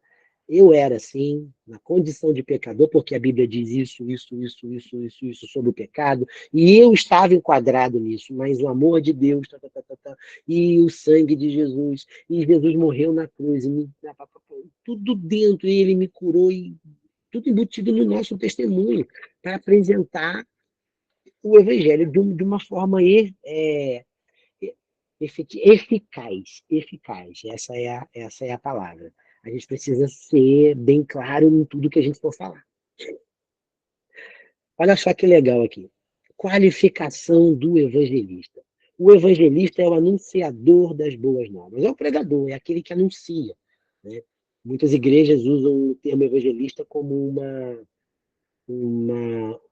dentro da graduação ministerial, né? Evangelista, presbítero, pastores, bispos, tal. Mas a Bíblia chama de evangelista todo aquele que prega o evangelho. Nós somos evangelistas, somos missionários, evangelista é quem espalha o evangelho. E legal, o evangelista é alguém que é comprometido com a igreja local. É como a gente estava falando. Eu não posso falar do corpo sem fazer parte do corpo. Eu sozinho não sou corpo. Eu não sou corpo de Cristo. Eu não sou o corpo de Cristo. Eu sou igreja. Eu somente sou igreja quando eu congrego. Quando eu faço parte de uma igreja. Aí eu sou corpo de Cristo. Eu sempre vou citar texto de João 17, 20, por ali, quando Jesus fala Pai, que eles sejam um, que nós, né, sejamos um, que eles sejam um, assim como eu estou em ti, para que o mundo creia que tu me enviaste. Ou seja, o mundo vai crer que Deus enviou Jesus quando nós formos juntos, estivermos unidos, igreja. Aí sim, aí sim o mundo vai crer. Então, o evangelista, uma das características daquele que prega as boas novas e usado por Deus e está enquadrado corretamente, ele precisa estar comprometido com a igreja local. Tem aqui a referência, Atos 6:5. Ele precisa possuir um caráter moldável ao de Cristo. Ele precisa estar sempre em transformação. Falar que tem que ter um caráter igual de Cristo não dá. É bem impossível, né? Mas estamos em processo de melhora, processo contínuo de nos parecermos cada vez mais com Cristo. Então, a gente precisa caminhar nisso. E ter um caráter moldável é entender que eu posso estar errado, e eu vou ser chamado a atenção e eu vou melhorar, eu tenho que ser moldável, né? E Cristo ele vai me discipular através da minha liderança. Então, isso é muito sério. Número 3, o evangelista precisa pregar a Cristo e ser focado na pregação do evangelho. Falar o evangelho. Sem firula, não pregar a denominação, não pregar a vida dele, os projetos de futuro dele, ou o que ele já viveu, as experiências pessoais. Evangelho. Ele precisa conhecer e saber ensinar a Escritura. É aquilo que a gente falava, a gente não pode ensinar aquilo que a gente não sabe, então a gente precisa conhecer. E o conhecimento, ele vem daquilo que eu recebo e vivo, daquilo que eu recebo e pratico, daquilo que eu busco e ponho em prática. Sem conhecimento não dá para ensinar. A gente precisa viver isso e ter isso bem entranhado na nossa mente. Precisa ter bem entranhado na nossa mente uma vida de leitura bíblica, vida de prática bíblica e vida cristã. E 5, ter satisfação em ver um pecador arrependido, ou seja, concluir o seu trabalho, terminar o seu trabalho, finalizar ali o evangelismo que ele começou. Precisa começar é, ter prazer em concluir, né, o seu trabalho.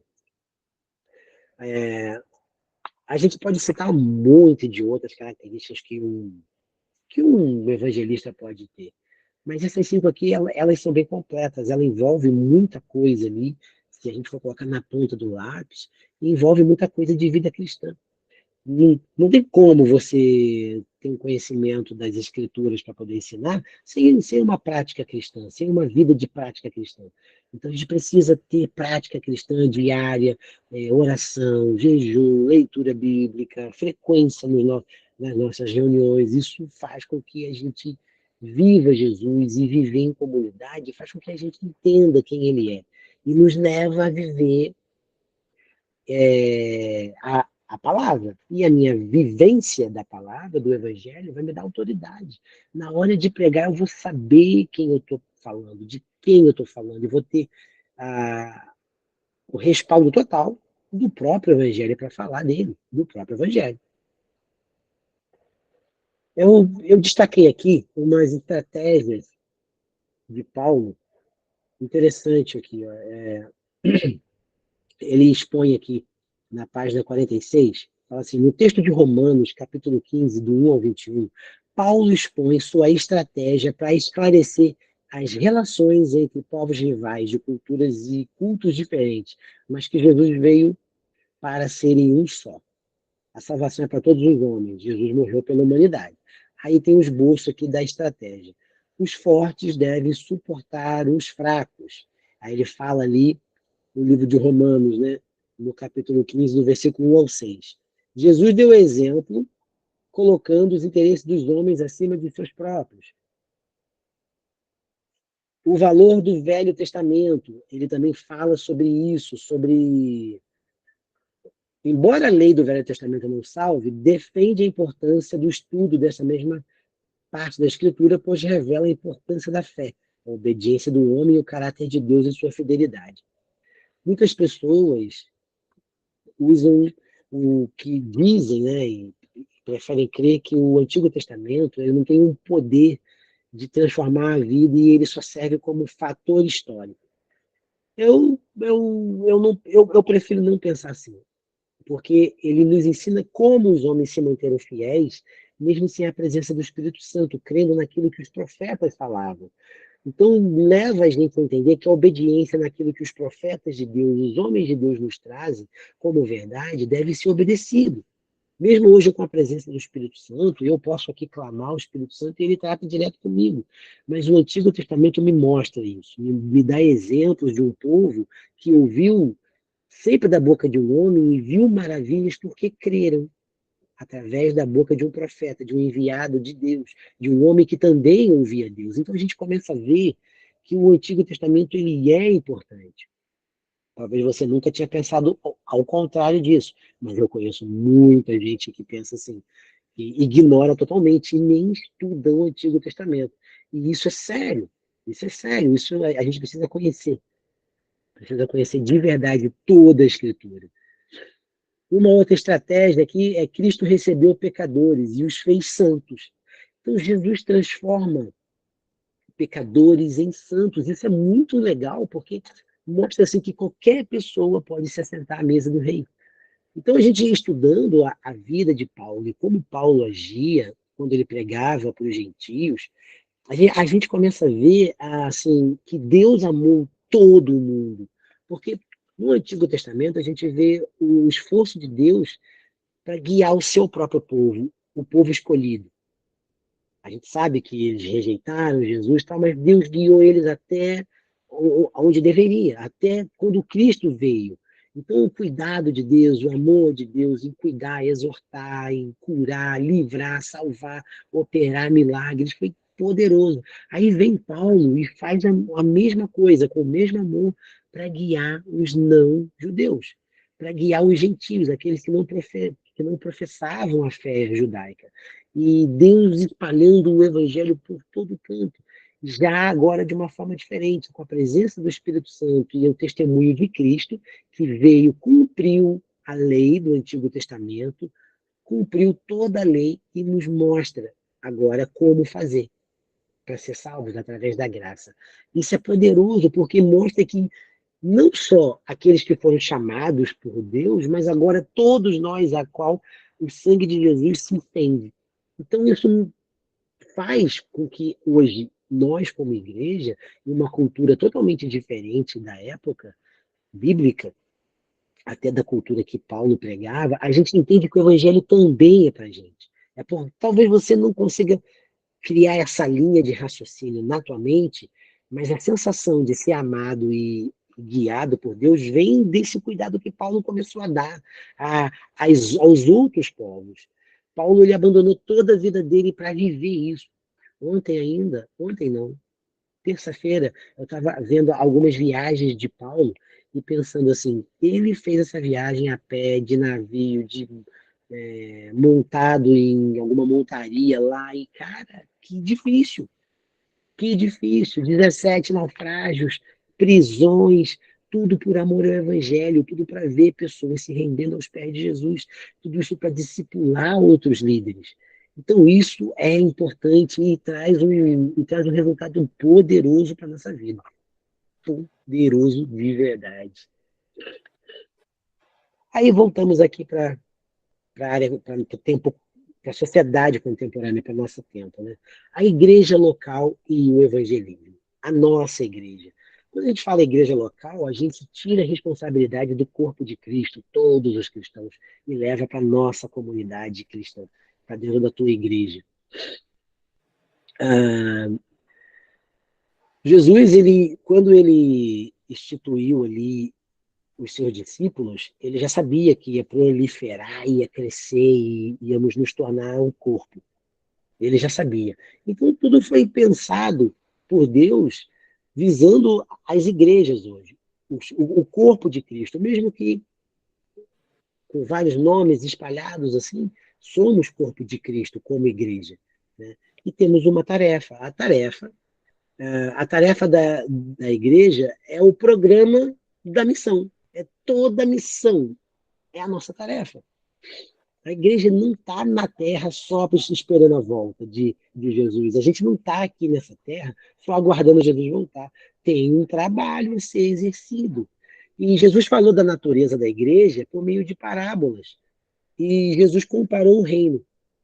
E, portanto, ele comparou o reino e a igreja. Quando, ali em Mateus 13:47, ele fala, ó, rede lançada ao mar. É a igreja. Quando fala de rede lançada ao mar, é a igreja que vai resgatar o perdido. A rede, quando é lançada ao mar, ela tem um propósito. O pescador não lança a rede à toa. Então, a rede aqui é a igreja. Ele fala também sobre a igreja. O grão de mostarda que, ao cair, cresce na terra. Ele não está falando da fé. Ah, a fé caiu no meu coração, cresceu. Ele está falando da igreja, gente. É sobre a igreja. Lá em Mateus 13, ele é sobre a igreja, sabe? Ele está falando que a igreja iria crescer. A igreja iria dar o seu fruto. Ele fala do fermento deitado na farinha também, Mateus 13:33, e da semente espalhada para a colheita. Somos nós como corpo de Cristo. Olha só esse texto. Jesus ensinou vários princípios através destas parábolas, mas o tema particular de cada uma delas é a expansão do reino, é o crescimento da igreja. Ele deseja que a igreja cresça constantemente, alcance povos e nações. Querer que a nossa igreja cresça é justo. Precisamos duplicar o número de cristãos. Sim, 10 vezes mais, 100 vezes mais. Precisamos alcançar a cidade. Precisamos. Mas o foco deve ser através do evangelismo, baseado de todo aquele conjunto que a gente falou. Aí a gente vai ter sucesso, a igreja realmente vai crescer. E igreja, a gente não pode pensar só na nossa comunidade cristã no teu bairro, mas o corpo de Cristo. Então ele quer que a igreja cresça. Para isso, nós estamos aqui como igreja. Aí tem aqui estratégias evangelísticas para a igreja local. Interessante que aqui já começa com uma frase que eu gosto bastante. A cidade é o primeiro campo missionário da igreja. Jesus ia passando por todas as cidades e povoados, ensinando nas sinagogas, pregando as boas novas do reino e curando todas as enfermidades e doenças. Tem, umas, tem uns dados legais aqui. Ó. Na América Latina, 73% dos habitantes moram em cidades. A América Latina envolve a gente, do Brasil. O crescimento das cidades nas últimas décadas foi assombroso, realmente. O mundo, há poucos anos atrás, tinha aproximadamente 6 bilhões de pessoas. Recentemente, a gente sabe que já passou dos 8 bilhões de pessoas. E a maioria dessa galera toda mora nas cidades. Porque tem os índios, tem pessoas que vivem em aldeias, tem gente que vive em ilhas, tem pessoas que vivem em zonas rurais, afastadas, em montanhas. E isso não é considerado cidade. Cidade é onde são os grandes ajuntamentos, onde as pessoas vêm para trabalhar e ali crescem, e tem os grandes centros comerciais, financeiros, isso é considerado cidade. Então nós somos uma igreja que estamos plantados numa cidade e é o nosso primeiro campo missionário. E a gente precisa compreender o nosso papel dentro disso tudo. Se a gente for listar as necessidades de uma cidade e o que a gente pode fazer como igreja local, a gente precisa de mais braços para trabalhar. A gente vê que o nosso trabalho ainda é defasado. Então a gente precisa envolver toda a igreja, fazer com que toda a nossa igreja entenda a necessidade do evangelismo e não ficar dividindo. Eu sou do grupo disso, eu sou do departamento disso, eu sou músico, eu sou diácono. Todos precisam evangelizar. O evangelismo é para todo mundo. Não é para o grupo de evangelismo. Isso não deveria nem existir. Não deveria, irmãos. Infelizmente, e também infelizmente, porque ainda tem pessoas que gostam, isso deveria ser trabalho e um esforço conjunto de toda a igreja. Por isso que a nossa igreja cresce lentamente, porque a gente não evangeliza. A gente ora, pede para Deus enviar, mas a gente não vai buscar.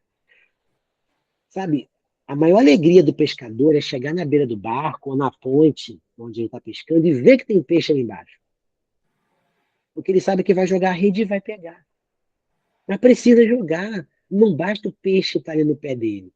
Não basta. As almas estão ali no nosso pé, batendo na porta da igreja, passando, mora perto, ouve as músicas, acham linda, mas não tem coragem de entrar. Por que que eles não vêm? A gente não lança a rede.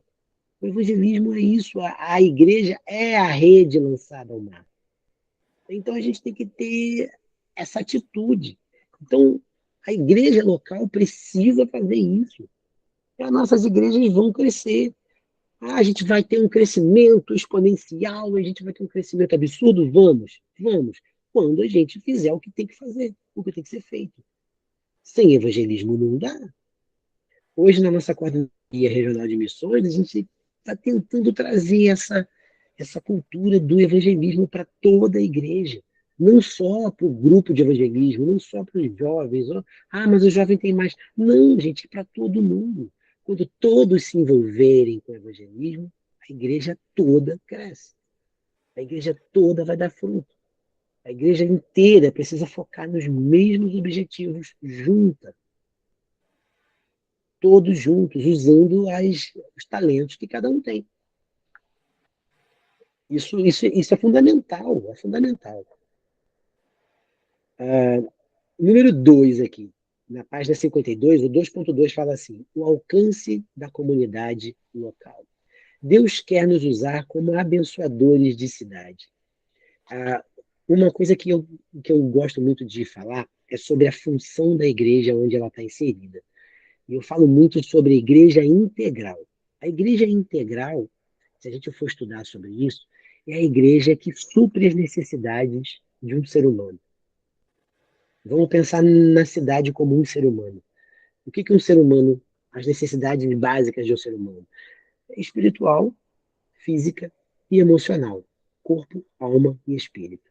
Então, se a gente focar nessas três características de um ser humano, a igreja precisa atender a emoção, a espiritualidade e a necessidade física. Então, quando a gente olha assim, fica mais fácil da gente entender a nossa cidade e o papel da igreja. Ultimamente, a gente só tem olhado, a gente olha muito, muito, muito mais para o espiritual, para o espírito. Vamos salvar e curar e precisa ser salvo. Mas a gente precisa também dar o suporte emocional.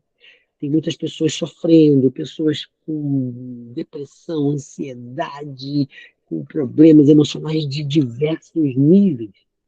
Então a igreja precisa se preocupar com isso sim. A igreja precisa ir lá chorar com os que choram, abraçar aquele que perdeu um ente querido, ir nos hospitais. Isso é se preocupar com o emocional das pessoas. O físico é o alimento, é a vestimenta, é se preocupar sim com aquele que está com uma doença, que precisa de um atendimento médico de urgência, levar ali, sei lá, suprir a necessidade. E a gente precisa, é papel da igreja, sabe? A igreja precisa abençoar as pessoas. Se a nossa igreja não está abençoando a nossa cidade, a gente está falhando. E abençoar não é a gente estender a mão e orar, eu te abençoo em nome de Jesus. Não, é chegar, qual a tua necessidade? Vamos ver o que a gente faz? E vamos lá. E correr atrás. Então a gente tem que ter esse tipo de visão. Visão de eu estou aqui, nós somos uma igreja e a gente precisa resolver. Qual é o problema desse bairro? Porque quando a gente resolve um problema, a gente conquista. A gente conquista. Como que os políticos conseguem votos de última hora? Atendendo necessidades de última hora. Eles chegam com R$ 500, com R$ 100, com R$ 50. Todo mundo precisa disso.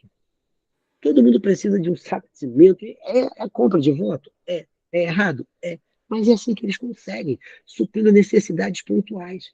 Eles vão lá no teu bairro, pavimenta toda uma rua, faz um ponto de ônibus, melhora a fachada da escola, cria uma escola e a gente vota nele. Por que você votou? Porque ele supriu a tua necessidade. Então a igreja precisa fazer a mesma coisa, usar a mesma estratégia.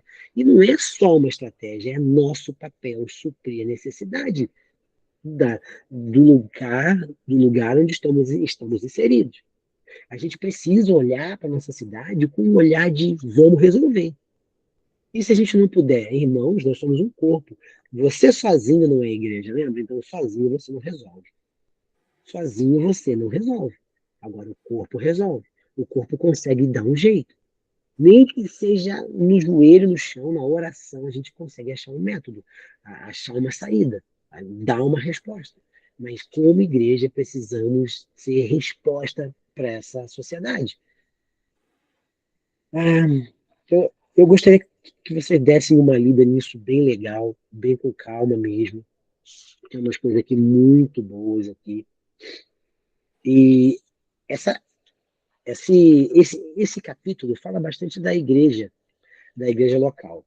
Fala sobre algumas campanhas que podem ser feitas na igreja, algumas estratégias. Eu gostaria que vocês preparassem, se vocês pudessem anotar, depois eu vou escrever isso e ponho lá no grupo, uma estratégia de evangelismo para a sua igreja. Você vai escrever uma estratégia de evangelismo. Mas você não vai escrever assim, a gente vai para a rua fazer isso, isso, isso. Não. Olha para a tua igreja com a necessidade que ela tem. Você vai olhar para a tua igreja com a necessidade que ela possui. Poxa, qual a necessidade da minha igreja? O que, que a minha igreja precisa hoje para ir para a rua? Para ir para um evangelismo, para a gente ser efetivo, para a gente atender às necessidades da nossa comunidade. Você vai olhar para isso e vai precisar, opa, eu preciso ensinar a minha igreja. Então, teu projeto vai ser, número um, ensinar a minha igreja o que é evangelismo. Você não precisa escrever tudo o que a gente falou, mas você vai ensinar. Eu preciso ensinar a minha igreja. Como você vai ensinar? Vou ensinar com treinamento, vou ensinar com mensagens temáticas, vamos ensinar levando eles para um evangelismo, para um congresso. Tá, ensinou. O que, que vai fazer agora? Agora vamos traçar um projeto. Um projeto para atender o quê? Vamos atender o meu bairro porque tem muita criança aqui que fica sem fazer nada de tarde, não estuda. Estuda pela manhã, mas à tarde fica na rua, sem direção. Então vamos criar um projeto para isso?